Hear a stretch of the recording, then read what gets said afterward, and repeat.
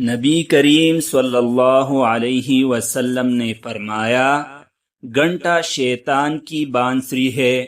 یہ حدیث چھوٹی ہے لیکن اس کے اندر بڑا پیغام ہے۔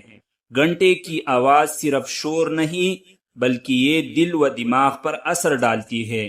یہ آواز انسان کو روحانی سکون سے دور کر دیتی ہے، انسان کی توجہ اللہ سے ہٹنے لگتی ہے۔ یہ آواز غفلت پیدا کرتی ہے اور شیطان کو یہی غفلت پسند ہے۔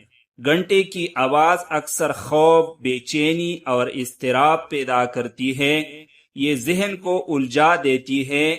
بعض ماہرین کا کہنا ہے کہ مسلسل شور دماغی تکن پیدا کرتا ہے۔ گھنٹے کی آواز نیند میں خلل ڈال سکتی ہے، بچوں کے ذہن پر بھی منفی اثر ڈالتی ہے۔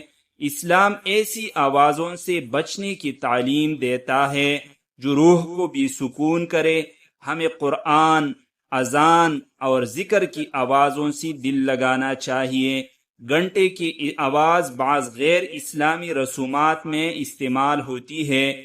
مسلمانوں کو اپنی پہچان الگ رکھنی چاہیے۔ نبی کریم صلی اللہ علیہ وسلم نے ہمیں ہر چیز سے بچنے کی ہدایت دی جو شیطان سے جڑی ہو۔